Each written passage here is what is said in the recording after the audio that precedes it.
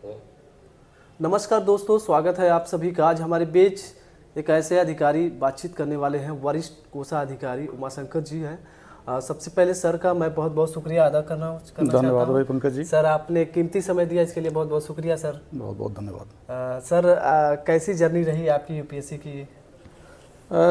भाई मैं चूँकि ग्रामीण पृष्ठभूमि का था, पिताजी मेरे किसान जी जी, और मैं खेती किसानी करते हुए 1989 में मेरा बीए हुआ जी।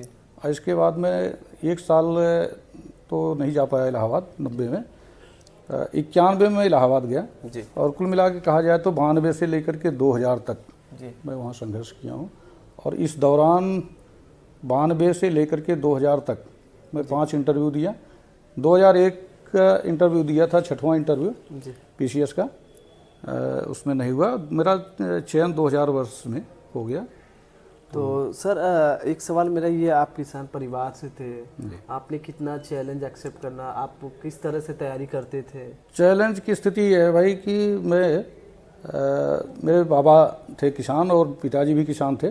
तो बाबा जी मेरे सन 80 में एक्सपायर कर गए। जी जी बिल्कुल। और उसके बाद चूँकि किसान तो थे ही जी। हम बीए तक मैं हल भी चलाया हूँ। अच्छा। आपको ये जान करके बताना था मुझे कि मैं बीए तक हल चलाया हूँ और हल चला करके मैं वहाँ तक पहुँचा हूँ। फिलहाल जब इलाहाबाद गया तब से तो नहीं हल चलाया, लेकिन उसके पहले मैं खूब बढ़िया सा खेती किसानी करते हुए ये सफ़र रहा मेरा। थोड़ा संघर्ष था चूँकि ग्रामीण पृष्ठभूमि के होने की वजह से काफ़ी चैलेंजिंग था, एक्सेप्ट करना पड़ा आपको। जी।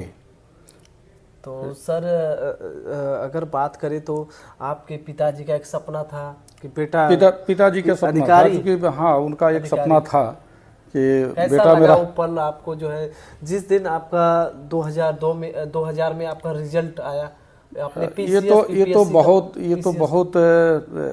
जितना कहा जाए कि खुशी का क्षण वो कम होगा जी। मैं 92 में जब पहली बार मैं इंटरव्यू दिया था जी। और मेरा कुछ नंबरों से नहीं हुआ तो बड़ा शॉकिंग था कि मैं बड़ा नर्वस था। लेकिन संघर्ष करते करते मेरा 5-6 इंटरव्यू के बाद आपने सर लगातार इंटरव्यू, पीएससी का प्रीलिम्स एग्जाम आप क्वालिफाई कर रहे थे। जी जी। इंटरव्यू तक पहुंच रहे थे, 5वीं इंटरव्यू में आपका सेलेक्ट हुआ। कहीं न कहीं से जब इंटरव्यू आप देते थे, एक कमियां आपको लगती थी जैसे छूट रही है, मेरा नहीं हो पा रहा। ये लग रहा था कि कहीं कहाँ से सर, एक सवाल मेरा ये, आप कहाँ से मोटिवेट हुए और अपने संघर्ष को, आपकी सफलता का राज क्या रहा है? संघर्ष, अगर आप कभी हार जाते तो किस तरह से मोटिवेट होते? मोटिवेशन ये था कि हमारे क्षेत्र में एक डिप्टी एसपी हुए थे श्री शिव प्रसाद उपाध्याय जी। तो चूँकि वो पारिवारिक संबंध है हम लोगों के, पिताजी के बड़े में अच्छे संपर्क में रहे। तो उनको जब देखे कि हुए तो पिताजी भी सोचते थे कि वो तो किसान थे, तो सोचते थे कि मेरा भी बेटा अपने हो। तो इस नाते वो लगा हमको भी कहे जज्बा कि हाँ जज्बा। तो पिताजी के सपना जो था वो उनके आशीर्वाद से, ईश्वर की कृपा से वो मिला मुझे।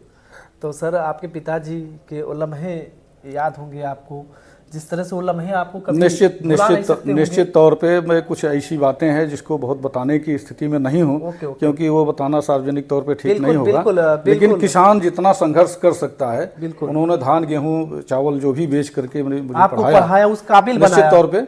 और उसमें पिताजी को भी, पिताजी के साथ साथ ऐसे भी माँ बाप आपको सफल। सर, यूपीएससी का नोटिफिकेशन 2025 का जारी हो चुका है। ऐसे में जो युवा सिविल सेवा की तैयारी कर रहे हैं, उनको क्या संदेश देना चाहेंगे? 2025 यूपीएससी कैसे वो अपने परीक्षा को क्लियर कर सके, क्या मंत्र देना चाहेंगे? किस तरह से वो तैयारी करें, अपने लक्ष्य को प्राप्त कर सके? मेरा इसमें सभी एस्पिरेंट से यही कहना है जी कि वो अपने लक्ष्य के प्रति समर्पित रहें। जी बिल्कुल। और कंटिन्यूअस जो भी पढ़ाई करना हो, 7 घंटे 8 घंटे वो पढ़ाई अपना रेगुलर करें और बिना परिणाम की प्रतीक्षा किए वो हमेशा यदि इसमें लगे रहेंगे, अपना फोकस किए रहेंगे, तो उनको सफलता मिलेगी। सर, जो लक्ष्य से भटक जाते हैं उनके लिए क्या संदेश देना चाहिए? किस तरह से मोटिवेट करना चाहेंगे उनको? मैं ये कहूँगा कि कोई भी एम बनाइए तो उसे भटकिए ना। गोल जब तक सफलता ना मिल जाए तब तक उससे भटकना नहीं चाहिए। लक्ष्य प्राप्त होने के बाद ही वो अपनी यात्रा रोके, अदरवाइज वो लगातार चलते सर आप इलाहाबाद में आप तैयारी किया है, जी। तो इलाहाबाद में सर आपका माहौल कैसा रहा? इलाहाबाद माहौल ठीक रहा मेरा, माहौल बढ़िया। हाँ, मुझे बहुत काफी बच्चे सपोर्ट, बहुत सीनियर का काफी सहयोग रहा। बहुत से सीनियर आपसे पहले ये सेलेक्ट हो चुके हैं, निश्चित तौर पे हमारे साथ में इंटरव्यू देने वाले भी सिलेक्ट हुए जी, और मुझे काफी सहयोग रहा, सहयोग मिला। जी जी। सर आप वरिष्ठ कोषाधिकारी हैं और यहाँ पर किस तरह से कामकाज आप संभाल रहे हैं? यहाँ का मेन काम जो है जिले भर की जितने बिल वाउचर्स या ट्रांजैक्शन होते हैं जी जी, सबका मैंने भुगतान होता है जी। खास करके पेंशनर का भी यहाँ पे हमारे यहाँ लगभग 24,000 पेंशनर हैं जी जी, तो पेंशन का भुगतान होता है और सभी विभागों के वेतन, एरियर, पेंशन या कोई जितने बिल हैं वो सबका भुगतान यहाँ से होता है।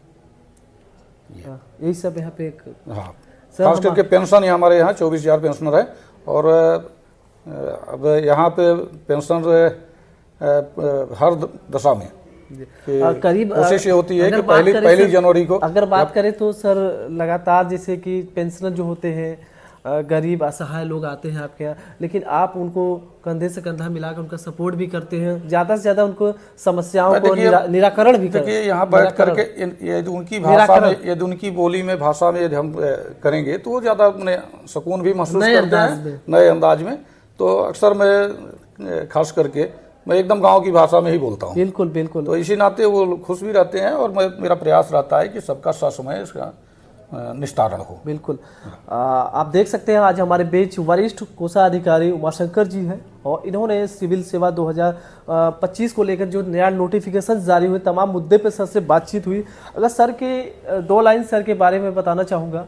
सर एक किसान परिवार से थे और रहने वाले सर सुल्तानपुर जिले से थे और सर ने पांचवी इंटरव्यू में सर ने यूपीसीएस में 2000 में इन्होंने सेलेक्ट हुए। कहीं ना कहीं सर जो है किसान परिवार से जुड़ रह कर भी इतना मेहनत कर, और सर अपने इंटरव्यू में भी इसमें वीडियो में बताया भी है, सर कंडीशन में हार नहीं मानी, अपने जज्बा को रखा कि हम एक अधिकारी बनेंगे। और सर के पिताजी का एक सपना था कि मेरा भी बेटा एक अफसर बने। अफसर बनकर सर जब अपने गांव पहुंचते हैं तो सर गांव वाले भी दंग रह जाते हैं कि आखिर किसान का बेटा एक जुनून या जज्बा के साथ कुछ कर दिखाने का सर के अंदर एक लगन थी और जज्बा थी। तो सर का बहुत बहुत शुक्रिया रहेगा। और जो भी यूपीएससी की तैयारी कर रहे हैं इस वीडियो को ज़रूर देखें और वीडियो को कमेंट कर अपनी राय ज़रूर रखिए। 2025 यूपीएससी का जो नया नोटिफिकेशन जारी होगा इस खबर को देखेंगे तो हमारे जो भी ऑडियंस, जो दर्शक जो सिविल से जुड़े हुए हैं तो सभी को लिए प्रेरणादायक रहेगा और मोटिवेशनल वीडियो है। तो सर आपका बहुत बहुत शुक्रिया। हमारे चैनल पे हमारे दर्शकों से क्या कहना है, अपील करना चाहेंगे? मैं ये अपील करूंगा कि पंकज भाई बहुत हमारे अच्छे मित्र भी हैं और अच्छे रिपोर्टर हैं।